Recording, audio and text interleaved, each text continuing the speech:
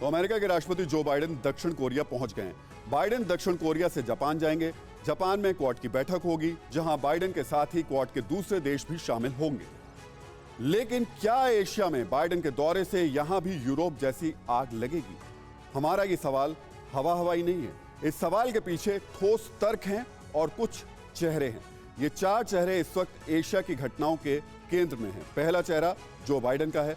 Biden दक्षिण Korea और Japan के दौरे के साथ ही अहम समझौता करेंगे। इस समझौते में सबसे बड़ा समझौता है इन दोनों देशों को परमाणु सुरक्षा देने का। दूसरा चेहरा भी जिनपिंग, दूसरा चेहरा जो आप देख रहे हैं वो जिनपिंग का है।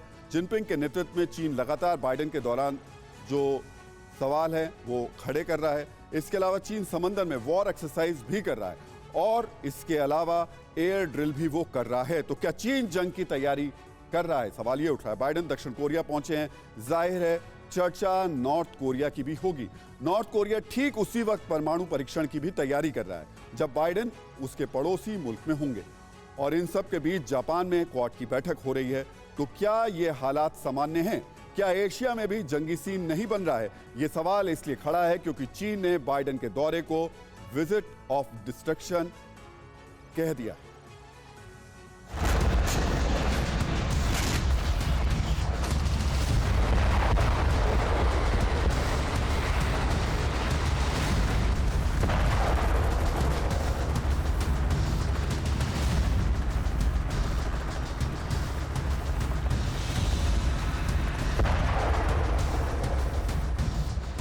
कहने को तो ब्लू वाटर में बारूदी कोहराम की विनाशक तस्वीर चीनी सेना की वॉर ड्रिल की है,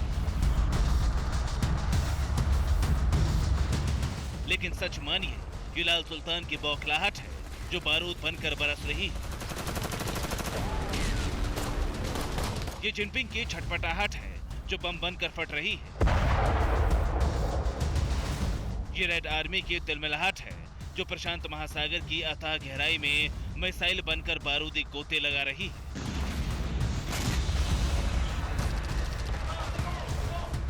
सवाल यही उठ रहा है, अगर ये चीन की बेचैनी नहीं है तो प्रशांत महासागर में उस वक्त युद्धाभ्यास क्यों, जब अमेरिका के राष्ट्रपति बाइडेन एशिया के दौरे पर है? उस वक्त जिनपिंग के जंगी जखीरे के महाविनाशक वेपन की प्रैक्टिस क्यों, जब 4 दिनों के बाद क्वाड का मंथन होने वाला है? बाइडेन एशिया के दौरे पर है और चीनी सेना येलो सी और बोहाई सी में युद्धाभ्यास से अपनी ताकत आजमा रही है। जिनपिंग कंट्री के जंगी जुनून को एक्सपोज करने के लिए सिर्फ ये सवाल और सिर्फ ये तस्वीर ही काफी नहीं है।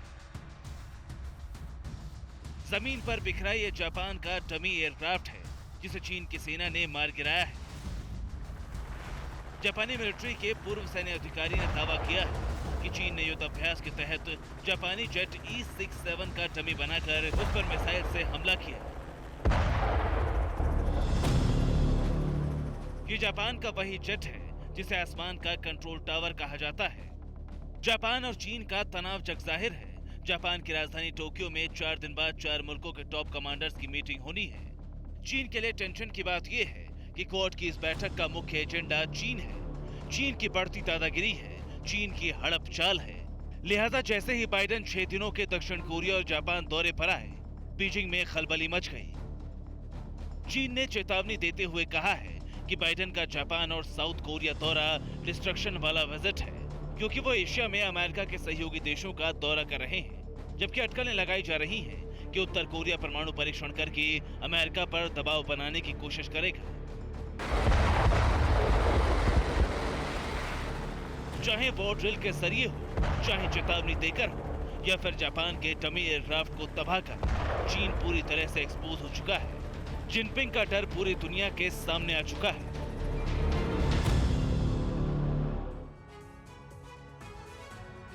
चीन के आक्रामक रुख के बीच अमेरिका और जापान ने भी अपनी ताकत दिखाई है।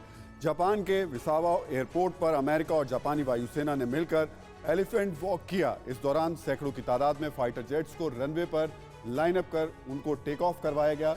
इन फाइटर जेट्स ने हवा में कई वॉर फॉर्मेशन बनाए और उड़ान भरी। ये जो तस्वीरें आप देख रहे हैं ये उसी एलिफेंट वॉक की है, लेकिन ये सिर्फ एलिफेंट वॉक नहीं है, ये अपनी ताकत दिखाने की कोशिश है। ताकत दिखाने की कोशिश अमेरिका को। अड़ी सोमवार से शुक्रवार शाम 6 बजे सिर्फ TV9 भारतवर्ष पर।